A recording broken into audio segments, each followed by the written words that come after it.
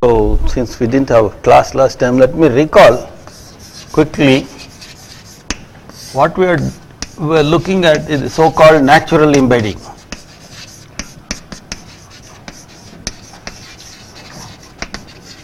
Of a nonlinear space into its second dual.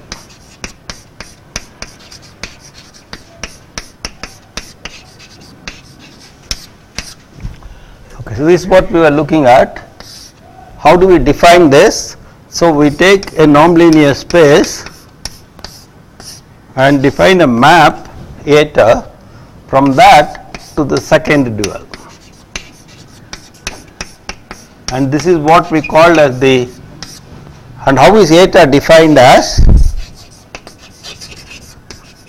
Eta must take any vector in this nonlinear space into its double dual, which will denote by f. Of course, it will depend on x, fx. And what should fx do? Fx must be in x double star.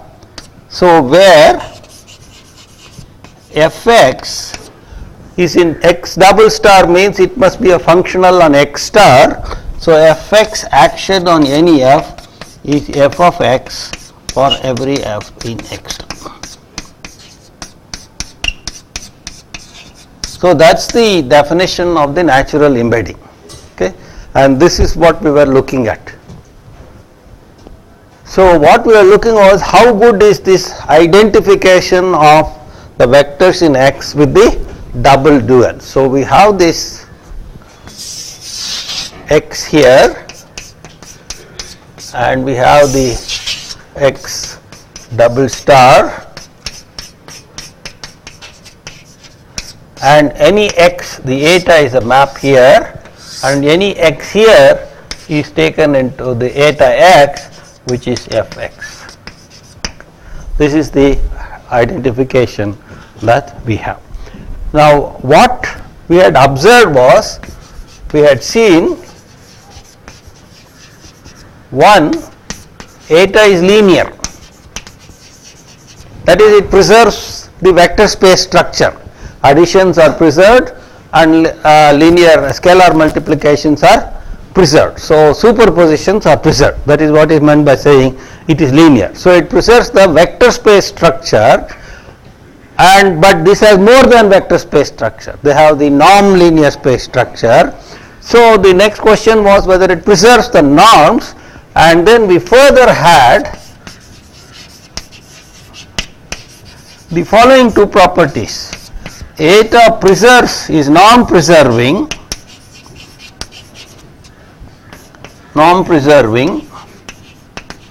that is, if you take x and fx, both have the same norm. X has the norm here, fx has the norm in x double star, and the two norms are equal. It is norm-preserving, and the identification is good in the sense it is 1, 1. That is, different elements are identified with different elements there, provided these two properties, provided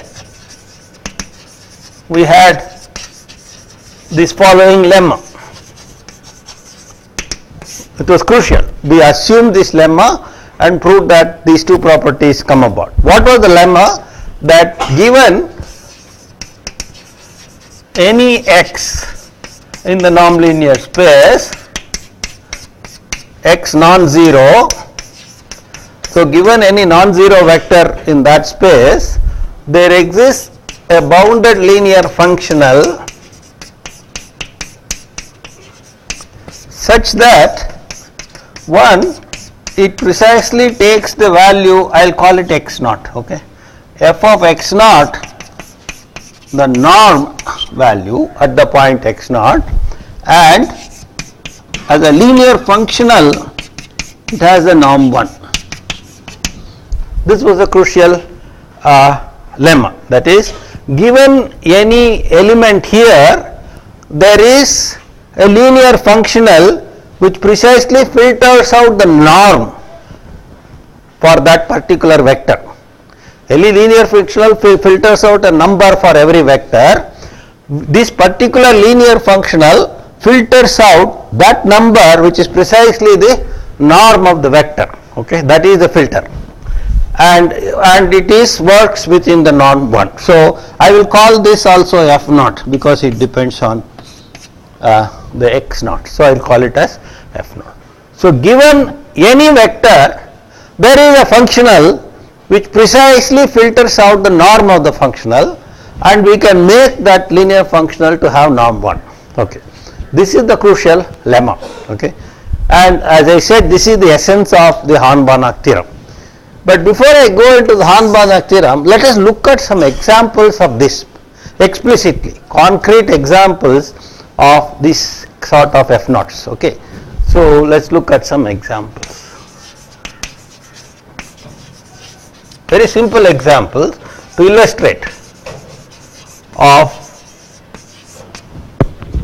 functionals of this type of functionals.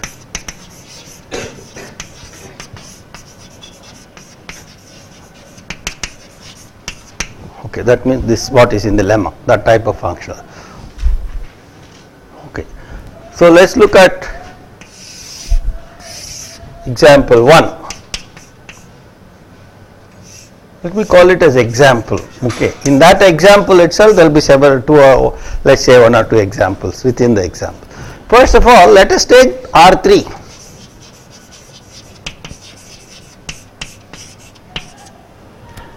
Take the simplest case, the 3-dimensional space which we are familiar with. Take R3, then we are going to take a fixed vector in that. So let x naught be some vector, say 1, 1, 0. That I have not yet given the norm. So the various examples that come out are got by taking different norms on R3, but the vector is going to be the same, x naught. Okay. Now consider A. Let's first consider the example. Consider the 2 norm. So consider this as a vector in this. Okay, the 2 norm. So what is norm x naught? Now in this space, square root of 2, 1 plus 1, which is square root of 2. So now what this theorem says, this lemma says is there must be a linear functional such that f naught at this vector is root 2 and the norm of the functional is 1. So the lemma says there exists f naught belonging to L2 3 R star, because that is our norm XL now, such that 1 f naught x naught is equal to square root of 2, the norm of the vector, and norm of f naught is equal to 1. That is what that lemma says. Now let us look at what this f naught is. So let us get such an f naught.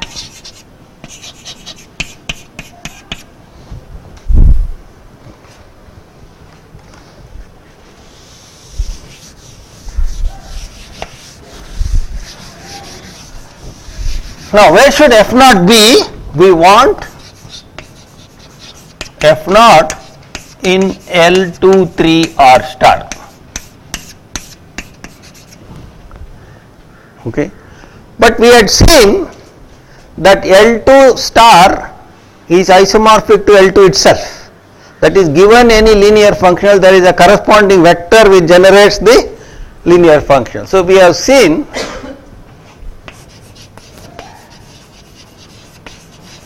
that for corresponding to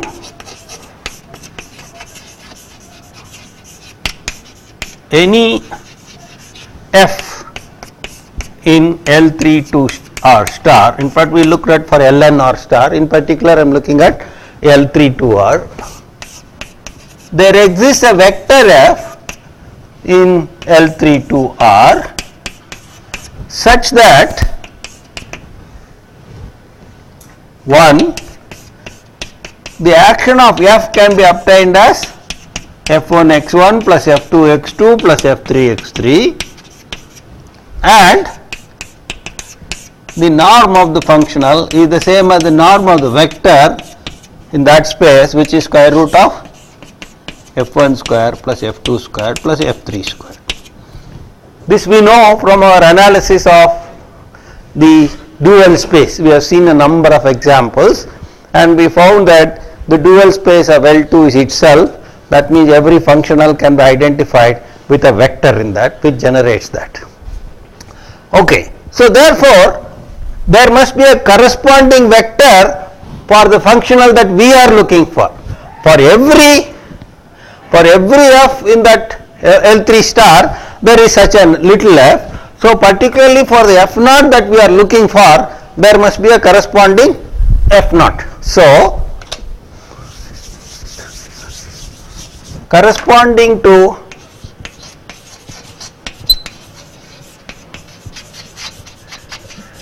the f naught that we are looking for,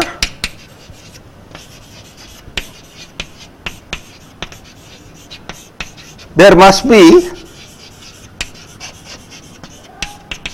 an f, call it f naught, equal to f1 naught or f naught 1 or whatever way you want, f3 naught, such that these two now translate for the f naught, such that one f naught x, such that f naught x is equal to f naught f1 naught x1 plus f2 naught x2 plus f3 naught x3. Okay. It's not f10 x1 plus f20 x2 or something like that, but f, or if you want comma, doesn't matter, it's clear. And norm of f naught must be equal to square root of f1 naught squared plus f2 naught squared plus f3 naught squared. There must be such an f naught. So the problem of finding the f naught, capital F naught, is the same as finding the problem of finding the little f naught. So actually we are looking for the little f naught. Okay. But we want, let's look at what we want. We want these two. We must choose our capital F naught such that F naught filters the norm of x naught for x naught and its norm is 1. So by star we need f naught x naught must be root 2. What is f naught x naught? f1 naught into x1. x1 is 1 plus f2 naught into x2 which is 1 plus f3 naught into x3 which is 0. That must be equal to root 2, let me call it as 1, and norm of f naught must be equal to 1, but norm of f naught is this, so it must be square root of f1 naught squared plus f2 naught squared plus f3 naught squared must be equal to 1. So now I know how to choose f1 naught, f2 naught, f3 naught. I have to choose them such that these two happen. The moment I choose f1 naught, f2 naught, f3 naught, such that these two happen, then I will define the vector f naught and define f naught to be this, and I will get what I want. Okay. So therefore the problem of finding the f naught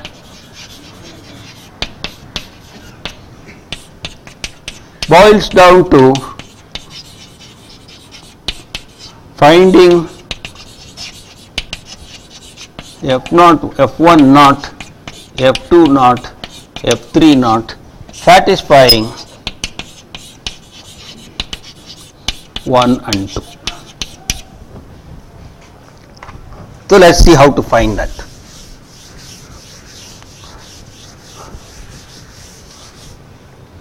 So let us look at 1. One says f2 naught must be chosen as square root of 2 minus f1 naught. Okay, that's the simple one. Now therefore 2 implies I will square both sides. Okay, the square root is 1, the square is also 1. f1 naught squared plus f2 naught squared. For f2 now I should substitute this plus f3 naught squared must be equal to 1. Right? Now let us expand. I will do a few things.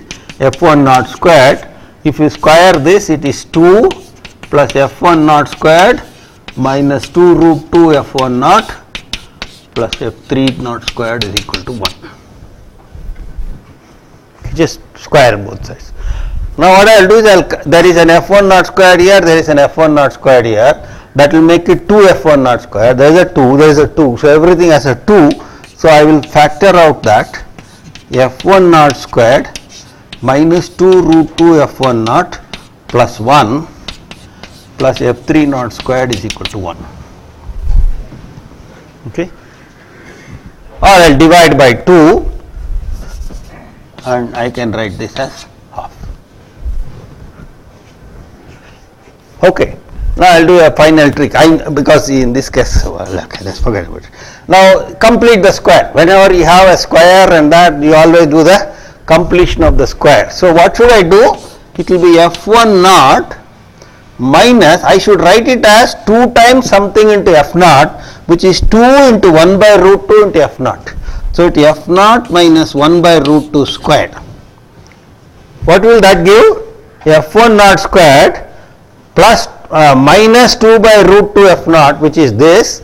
It will also give a plus 1 by 2. So I have taken 1 by 2 here out of the 1, another half will be there, right, plus f3 naught squared by 2 is equal to half. See, actually in the beginning these are the computations one does, finally one gets Hanban-Akhtira, okay, it didn't come from heavens. Right, this you do calculations in finite dimensional, then the half gets cancelled and therefore finally you get f1 naught minus 1 by root 2 whole squared plus f3 naught squared must be equal to 0. But the sum of squares is 0 if and only if each term is 0. So f1 naught must be 1 by root 2, f3 naught must be 0.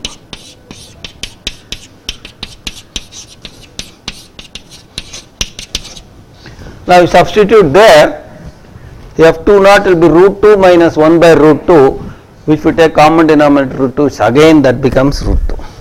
Therefore that gives f2 naught is also 1 by root 2. So now we have a complete choice, completely fixed. f1 naught has to be 1 by root 2, f2 naught has to be 1 by root 2 and f3 has to be 0. Okay, so therefore we have f naught is equal to 1 by root 2, 1 by root 2 0 and f defined as f naught of x is 1 by root 2 x1 plus 1 by root 2 x2 plus 0 times x3 for every x. And this satisfies all these conditions. This is the required f. So therefore we have a unique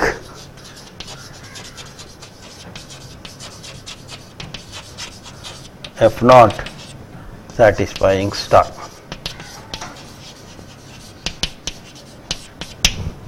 Okay, in this case we were able to find precisely one f naught. There is only one linear functional which filters the norm x naught value at the point x naught. There is one unique filter for this vector x naught. Okay. Let us change this problem. Instead of same vector, but we will change the norm. Okay. So now B, same vector but let us now consider L1R. What is now the norm? What is L1 norm? Sum of the components absolute value. So it is 1 plus 1, 2. Okay. So now what does the lemma says? There exists, now instead of L2, I have L1 3R star such that F naught X naught is 2 and norm F naught is equal to 1. This is what the lemma says. Okay. Now the norms have changed. So therefore I have to filter the new norm. Okay. The previous filter was the L2 norm filter. Now we want to look for an L1 norm filter. Okay. That's what we are looking for. When we look for L2 norm filter, we got a unique filter.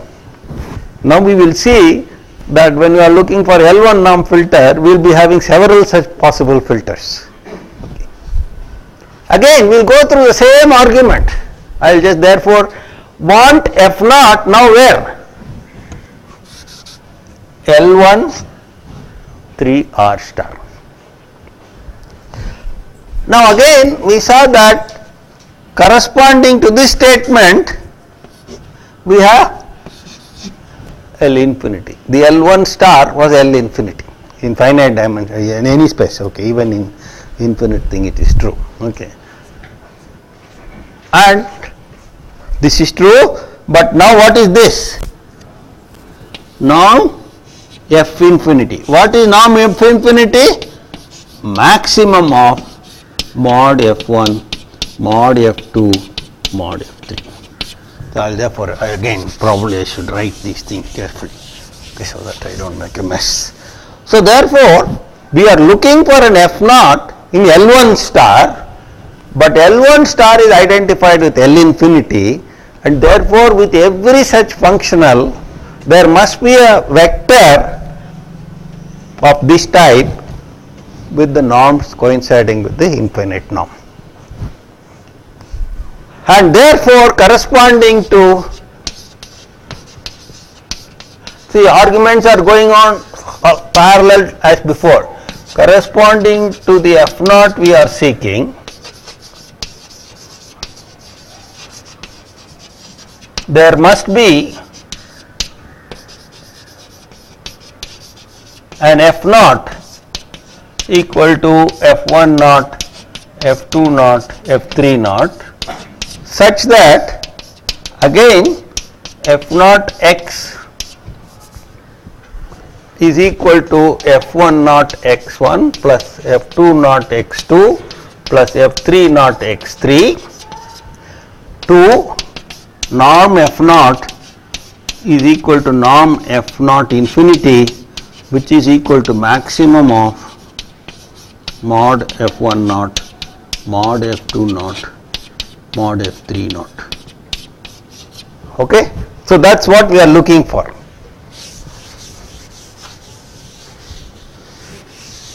So we are again, the problem of finding capital F naught is reduced to the problem of finding little f naught.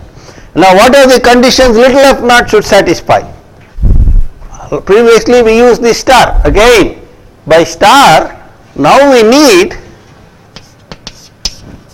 F naught X naught. What is that equal to? F1 naught plus F2 naught. What should that be equal to now?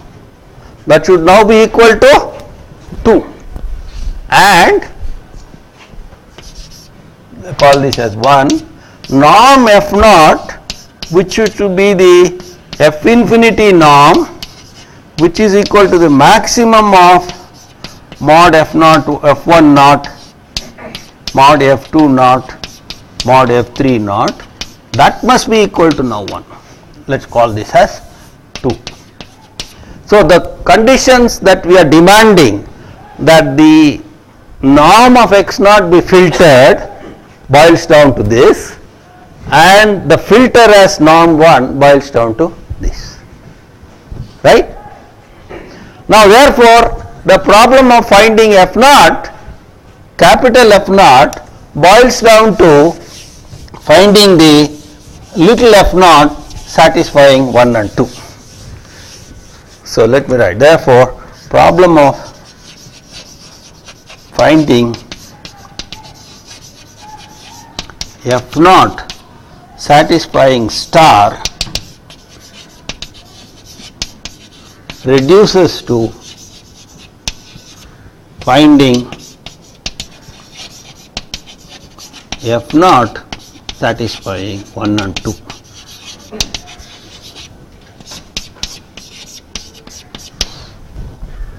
Now as before we will use 1 and 2 and see what is going to be our f1 naught and f2 naught.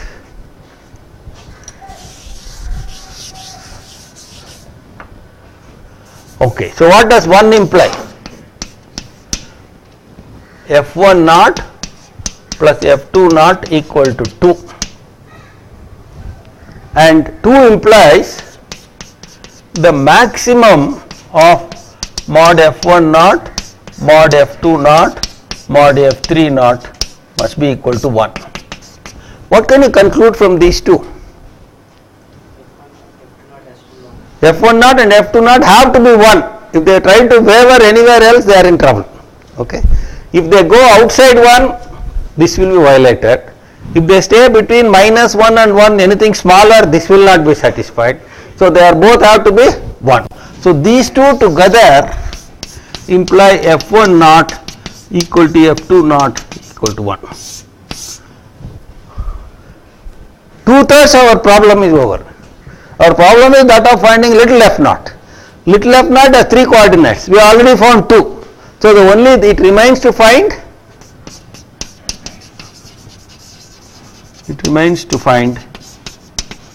f3 naught.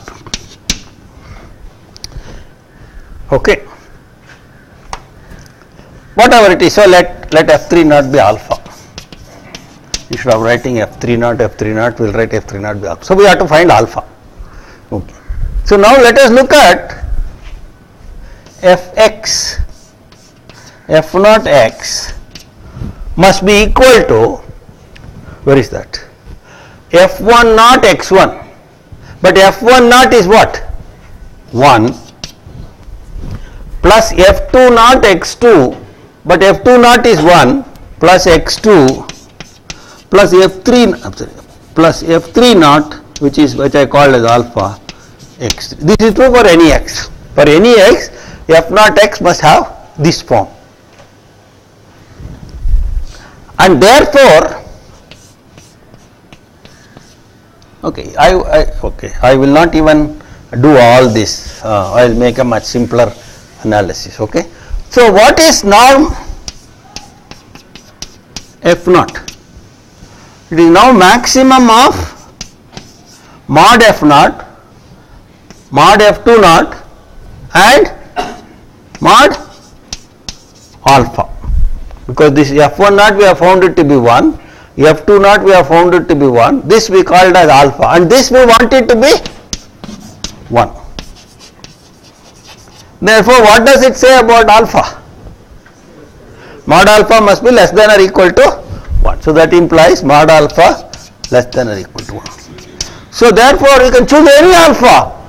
As long as mod alpha is less than or equal to 1, we are done. So choose any alpha real number such that mod alpha less than or equal to 1 and define f naught x as x1 plus x2 plus alpha x3, then f naught satisfies star.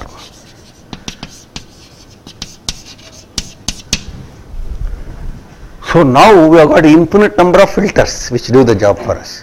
The previous case, the same vector with the L2 norm, we were able to get only one filter, but with the L1 norm we are able to get infinite number of filters. So we have infinite choices here.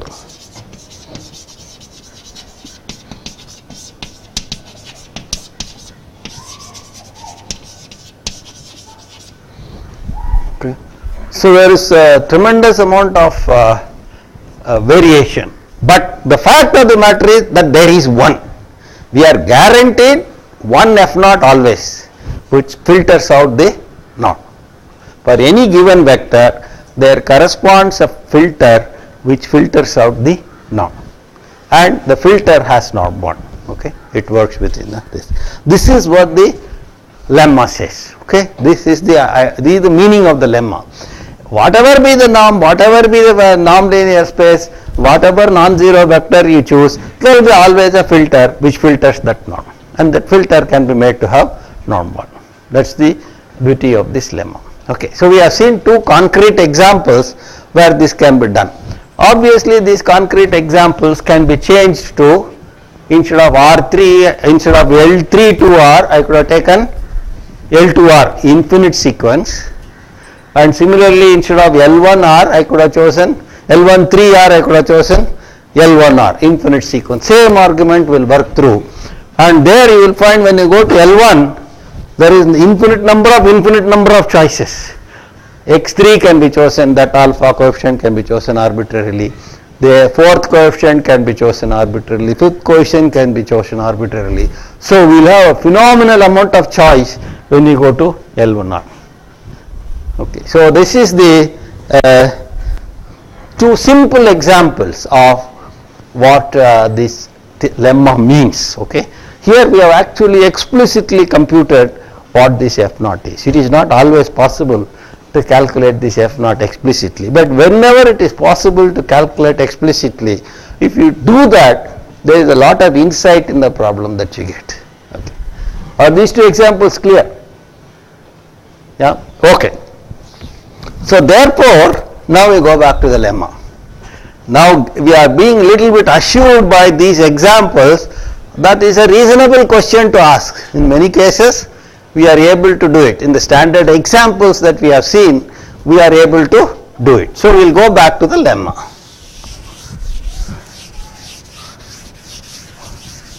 So let me again restate the lemma. Given x naught in the norm linear space, x naught non-zero, there exists a filter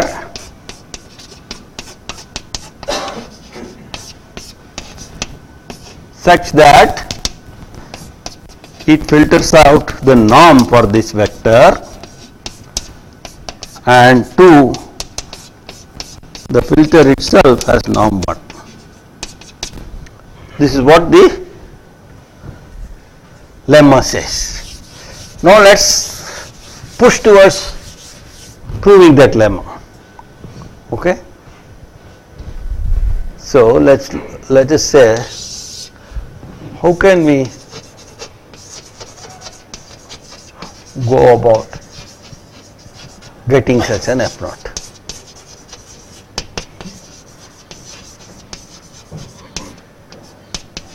That's the question.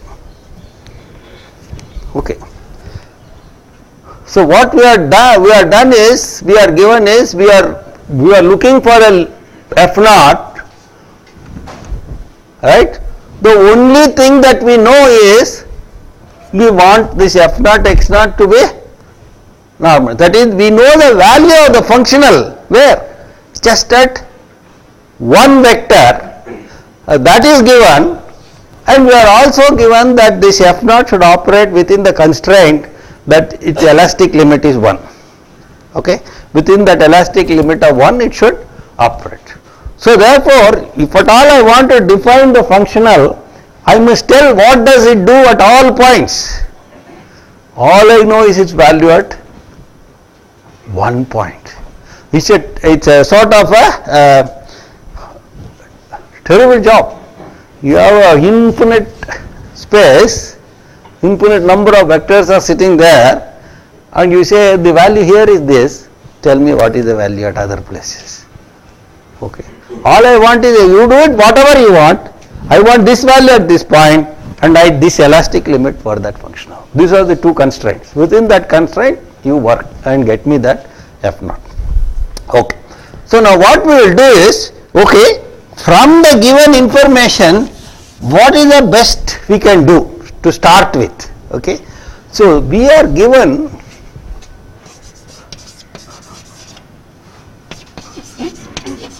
the value of f naught at one point x naught. That's all. We are starting with that. Okay. Now let me call W naught as all those vectors which are generated by x naught. The one dimensional space generated by x naught. Take this x naught as a basis and take all the vectors which are generated by this x naught. They will be vectors of the form k times x naught or alpha times x naught. That is what is known as the manifold generated by x naught. So let us call W naught to be the linear manifold generated by x naught, which is the set of all vectors x in x such that x is equal to alpha x naught, where alpha belongs to R. Let us look at this manifold.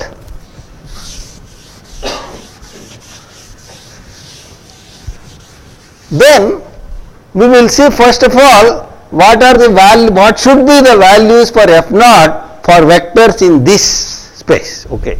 So for any x is equal to alpha x naught belonging to Lx naught, we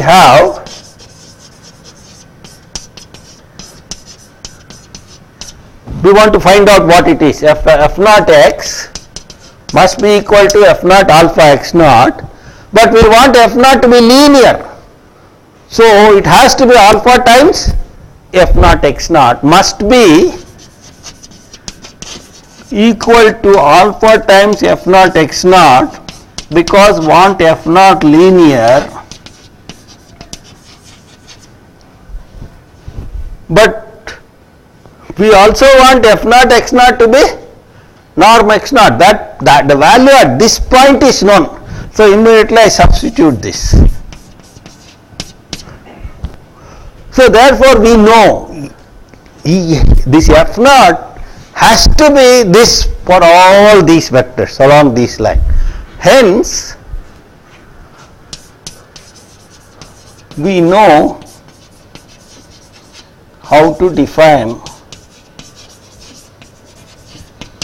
f naught on W naught. Therefore the problem boils down to, I give you a linear functional, bounded linear functional on a subspace. How do you push it all the way up? And this fellow's norm is 1, we will calculate this fellow's norm, and in the smaller space we want to maintain that same norm outside. See, note norm f naught so far. So let me call it as W naught, only on the W naught star part of it, that is mod f naught x by norm x supremum x belongs to W naught x naught equal to 0. That we will call, this is actually equal to 1, that we can actually calculate, so that is equal to 1. So what we are looking for is, we were given the bounded linear functional small part and the elastic limit in that small part. We want to extend it all over the place such that the same elastic limit is maintained, and in this part it is the same. So the problem therefore is, hence we can rephrase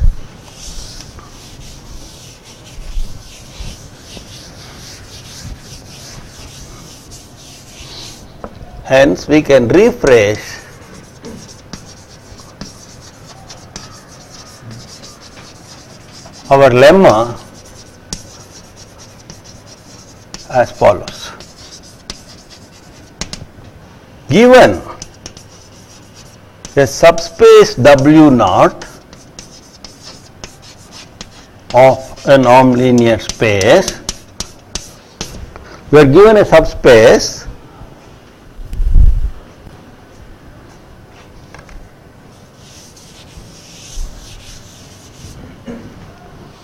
and a linear functional only on that subspace. Okay, only on that subspace the linear functional is given and it is bounded. Then can we find a linear functional on the whole space such that it is an extension of this f naught w naught is equal to little f naught w naught for every w naught in w naught, so that it doesn't alter what we know but now gives new information outside. And if you look at the norm of f naught on the whole x star space, it is the same as the norm of f naught as an element of, so it is non-preserving extension. This is what is known as non-preserving extension. A linear functional is extended as a linear functional, bounded linear functional is extended as a bounded linear functional, bounded linear functional is extended as a bounded linear functional with the same norm as the original smaller part. Okay, so this is what Hahn-Banach, that the answer is yes is what is Hahn-Banach theorem. The Hahn-Banach theorem says that this can be done. Okay. What is W naught star? Pardon me? W naught star means see, you have this space X. Okay? Inside this is this W naught. Right? Now this W naught itself can be thought of as a non-linear space. That norm restricted to this, that makes it as a non-linear space. The moment you have a non-linear space, you have its dual. That is what is known as W naught star. Okay? And therefore the supremum of the ratio is calculated only with respect to vectors in that W naught space. Okay. So therefore the answer, that finally the answer to this is yes, is what is known as Hahn-Banach theorem. Okay. So now we will state this as the theorem.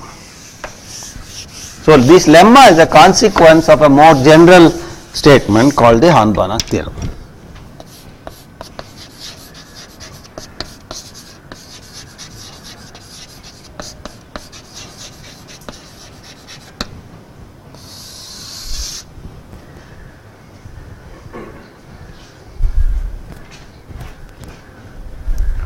Banach was a Polish mathematician and apparently very read that once Hilbert heard Banach talking to somebody and made a remark that this guy is going to do some very good work. Okay, he talks something very sensible and very deep. And finally he did. It's a central theorem in functional analysis. Okay. Okay, so let me state that theorem. Let X, it has several consequences, okay, in analysis. Let X be a non-linear space and W naught a subspace. Let me precisely write, let F naught map W naught to, let me take a very special case first, take the field to be real number. So let us call this as the real Hahn-Banach theorem.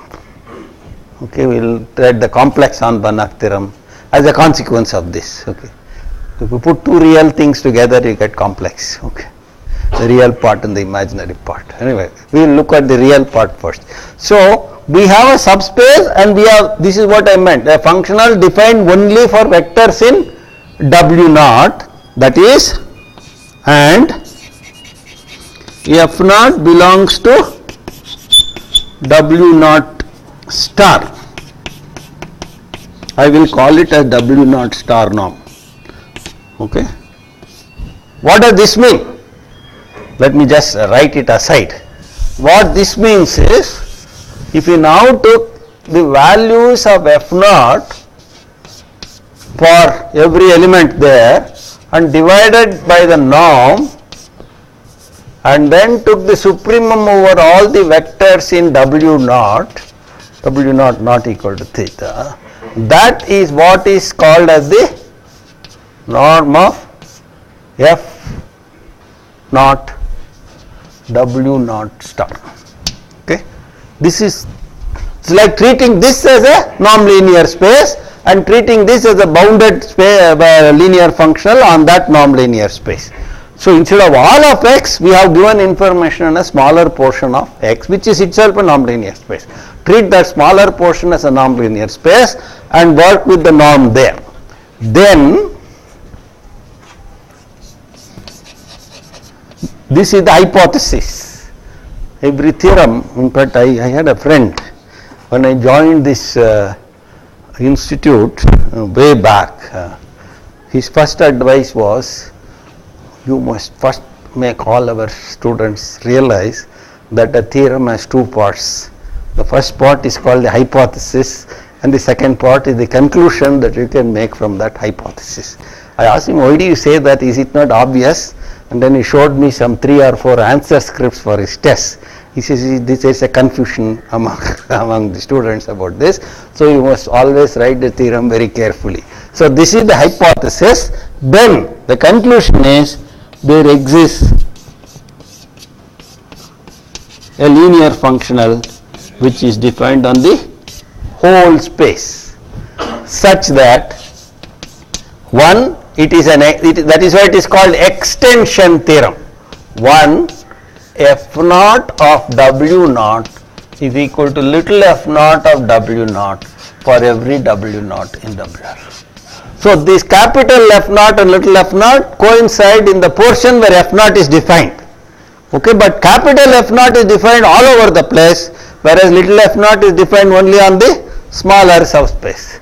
And if you calculate the capital F naught norm, what is that? That is now supremum of capital F naught x divided by norm x, now where x varies over the whole space, that will be equal to what the norm you started with. Whatever was the elastic limit in the smaller portion, the same elastic limit is maintained in the bigger portion also. So this is norm preserving extension of the linear functional little f naught. It preserves the norm, it is an extension. Such norm preserving extensions are possible is what Hahn-Banach theorem states. Okay. It does not say that it is unique. It only assures you that there is such an extension. We saw in the example, in the case of L2 3R, the extension was unique. There was only one filter available. But in the case of L3 1R, the extension was not unique. Of course, the question is, under what conditions is it unique, under what conditions it is not unique. Again, there is this question, the business of reflexivity of the space comes into the picture. If the natural embedding is onto, then the extension, the space is reflexive, and then it will be unique also. Okay, but we will not get into those questions at the moment at least. Okay, so that is what Hahn-Banach theorem is. So therefore, instead of proving the lemma, it's enough if you prove the Hahn-Banach theorem. Then the lemma was restated as a special case of this. In the lemma case, that subspace W naught was the one-dimensional subspace. That's all. Okay. So therefore, it is a special case of Hahn-Banach theorem. So the question therefore is, how does one go about proving it? Yeah. This one? You didn't understand? Oh, this is W. Okay, this is W naught star. You are right. Absolutely right. That norm. Okay.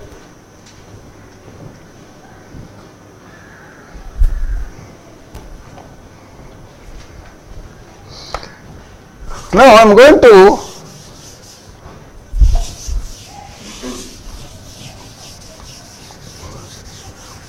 look at this proof very carefully. Okay, this is a very important argument in analysis, which for the first time problem you see in great detail.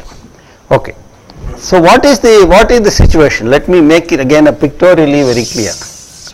Here is X, here is W naught, and here is R, and what all we know is that, right? F naught mapping W naught to R, which is linear, bounded, etc., etc. We are trying to construct, then we want suddenly all the remaining places also F naught. So we want this, that's what we want. Okay. So there is we don't know how to do it, right, yet. There is a very famous statement by Polya, a very famous mathematician. Have you heard of Polya? Everybody must have heard of Polya. A very fantastic teacher he was. The way he would explain things was. There was once a lecture I attended on topology. There was a speaker who was talking on a very complex subject called knot theory. It's not NOT knot, the KNOT knot, okay, the knot theory. And this guy wrote a lot of groups and transformations and etc. to explain certain knots. Okay. Then Polya got up and twisted his hands. And this is what you mean. Everybody understood what he meant. Okay. So the knot is geometrically produced by a very complicated twist of his arms and other things. And said, this is exactly what you mean. Okay. With all those equations, he could avoid it with one explanation of a picture which demonstrated the simple version of the knot. Okay. What Polya meant there was, when you have not solved a problem, you are stuck. Remember, there must be a simpler version of the problem which you have still not solved. If we had solved that simpler version, you would have understood what is to be done. So see what you can do in the simple cases, that will give you a lead into what you should do in the complex cases. So what do you mean by simple cases? Now, on the one hand, we have in this small piece, as in the lemma or the one-dimensional space, that whole space may be infinite dimensional. We want to go immediately jump to the other extreme. No, don't do it. Can you do a smaller extension first? First of all, are you able to extend at all? Leave alone extending to the whole space. Can you make one step up? What do you mean by one step up? Can you extend that one more dimension? I will get a W1 space which encloses W naught and has dimension one more than W naught, and can I now extend it to that bigger portion? Okay, I am not even asking extending to the whole space, just make one step, move, get out of your constraint, restriction of being within W naught and try to move out. Okay. And this is what the famous statement of Armstrong: one small step for man and one big leap for mankind. Okay, so that's what Banach did. One small step he did and one big leap theorem. Okay, so the question that a simpler problem.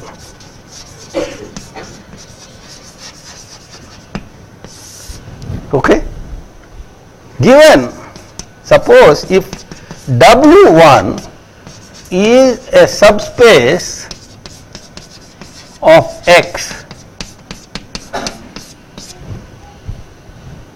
such that W1 contains W naught and not equal to, okay, strictly contains, and the dimension of W1 is one more than the dimension of W naught. What exactly do we mean by that? I will take a basis, I will take one vector outside, okay, and then take the space spanned by this and this together, okay. That will give me one dimension what? How do I write the space spanned by that and that together?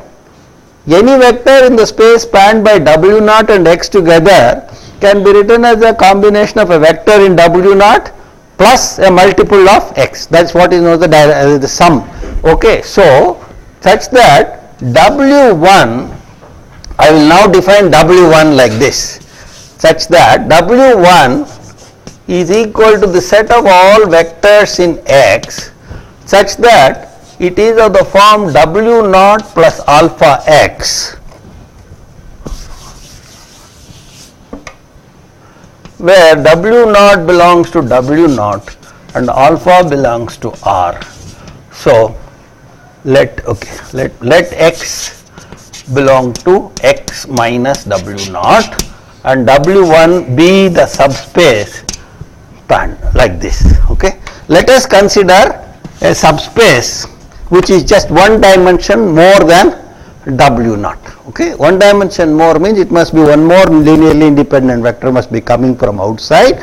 So any vector in that dimension it is. So this is what the space we are looking at. So we are taking a vector outside and we are now looking at the subspace spanned by all of them together that will obviously encompass W naught. So this is what we are looking at. Let this say, now can we find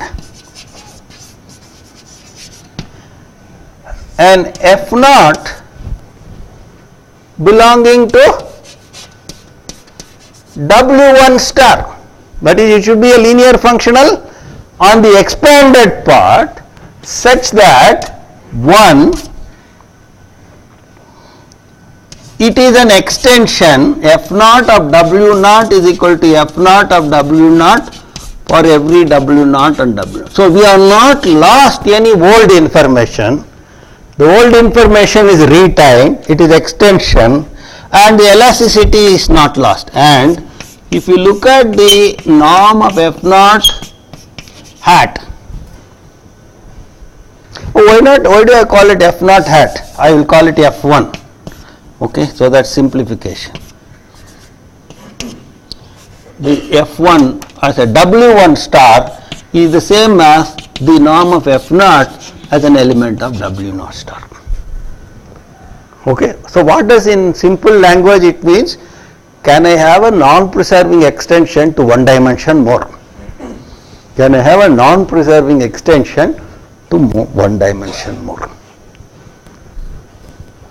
Okay. Now, I am just indicating how the proof will go. We will see the proof later.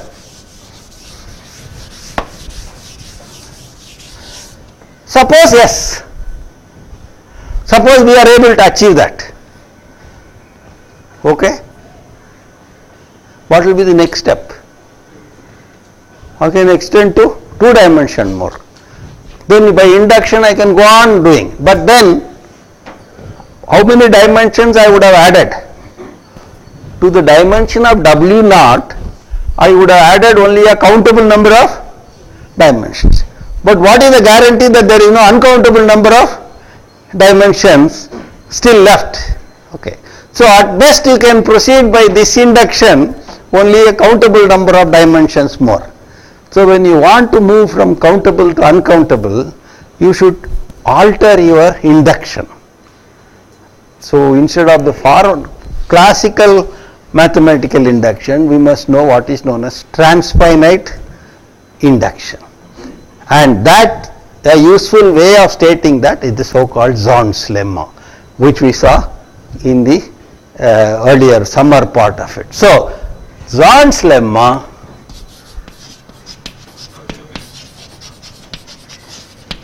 will then give you, suppose yes, then Zorn's lemma will then give you maximal possible extension. We will explain all these terms in detail. That is, what is the largest extension you can make, and we have to finally assert that the maximal completely covers the whole space. Okay.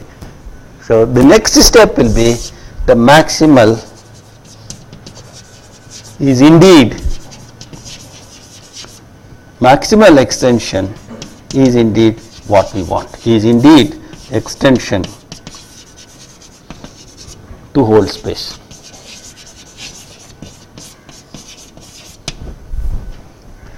Okay. So basically therefore nothing in this. If you know how to move out, you know how to move out completely. If you know how to move out one step, then Zorn's lemma says you can move out to the maximum possible distance, and finally you find the maximum possible is the whole space, because if it were not, there would have been one more extension possible and the maximality would have been lost. So once you have this, the rest of the ball game is trivial. Okay, more or less a standard procedure in mathematical induction and maximality ideas. So therefore the crux of the proof is how to go one dimension more. That's all. From the given subspace, can we make one dimension more extension with norm preserving? If we can achieve it, you are done. Okay, and we will see in the next class how we should do this. See, now I know that if I have to go one dimension up, at least I know how to get started. I have to define it on these vectors, but since it is linear, I have to define it on this and on this. I know how to define it on this because it should be extension. So I have to tell only how to define it on x. Okay, so that definition must be so done so that this norm is preserved, and we will see how to do it. That's all. So now we know exactly what to do. So, okay, so the theorem looked very big. We brought it down to a simpler, that's what Paul asked, clever idea. I mean, the thought is always in a mathematical problem, there is a very simple version. You look at it, it will tell you then from then on how to move forward. Okay, because we wanted to go out all the way. We didn't even know how to get out of this place. If you first find out how to get out of this place, that's enough for me. I will tell you how to get out all the way out. Okay, and that's what induction, transfinite induction is.